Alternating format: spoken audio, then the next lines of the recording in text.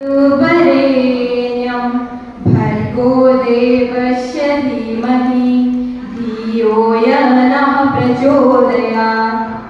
नमस्कार, मु अर्चिता माझी श्रेणी अष्टम श्री अरविंद पूर्णांग शिक्षा केन्द्र साबुलिया। एही कार्यक्रमर समस्त आयोजक को मोर भक्तिपूर्ण आंतरिक एवं सप्रेम प्रणाम।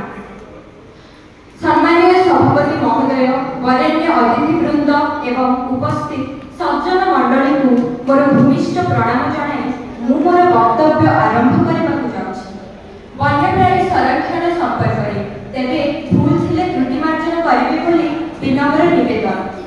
वन्यजंतुंकर संरक्षण विषय में आलोचना कला बेले केतोटी मुख्य प्रसंग उपरे गुरुत्व आरोप करा जाय। सेगुड़िक हेउछि संस्कृतिर मूलपिंड, जीवजंतुंकर सुरक्षा, मानवर दायित्व एवं वन्यजंतुंकर सुरक्षा निमंते सरकारकर आईन आवश्यकता।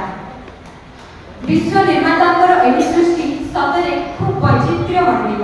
नित्य नियमित भाव समस्ते जन्मग्रहण करिथांती, केते जे प्राणी जगत ताहार कल्पना करिहुएना। क्षुद्र कीटपतंग ठारू आरंभ करी सर्वश्रेष्ठ जीव मनुष्य पर्यंत सबरी मध्य जीवसत्ता विद्यमान। प्रकृति माँ आमर जीवनदात्री, समस्त प्राणी मध्य रही असीम स्नेह, श्रद्धा एवं ममता। एक अदृश्य ममतार बंधन में समस्ते बंधा। तेबे सबुठारु विस्मयकर हेउछि प्राणी जगत मध्य रही खाद्य संबल।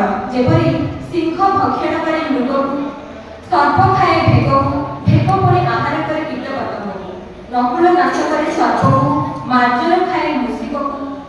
किंतु सर्वश्रेष्ठ जीव मनुष्य आपणार सुख, स्वच्छंद एवं स्वार्थ सुरक्षा निमंते एहिपरि प्राणी मानकु विभिन्न भागरे उपयोग करिथाय।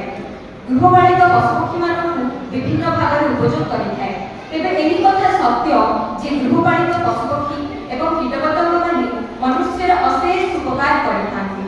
किंतु समय क्रमे एमाने प्रकृति कोळरु विलोप हेबारे लागिछन्ती, जाहाकि हेउछि एक गभीर दुख एवं परितापर विषय। प्रथमतः हेउछि संस्कृतिर मूलपिंड एवं जीवदया नीति। प्राचीन संस्कृति संपन्न आम देश, आम संस्कृति आमर आत्मसदृश्य। आम संस्कृतिर परंपरा रे जीवदया नीति एवं आदर्श उपरे मुख्य गुरुत्व आरोप करा जायछि। प्राचीन जुगरे मृगीय राजा महाराजा मानकर थिला विलासर निदर्शन। तेबे पालित पशुपक्षी एवं आश्रम पालित पशुपक्षी मानक पई संपूर्ण निषिद्ध थिला जीववध। जैन धर्म एवं बौद्ध धर्मर प्रभाव रे जीवदया नीति मानव समाजर संस्कार थिला। केतेक जीवजंतुंकर शिकार करबा पई निषेधाज्ञा जारी करा जायतिला। तेबे धर्म, संस्कार एवं आदर्श रे विचलित केतेक अमनुष्यकर अत्याचार फल रे केतेक वन्यजंतु माने विलोप हेबारे लागिछन्ती। तेणु मु निवेदन करते चाहूँ जे सरकार ठारू आरंभ करी समस्त नागरिक माने वन्यजंतु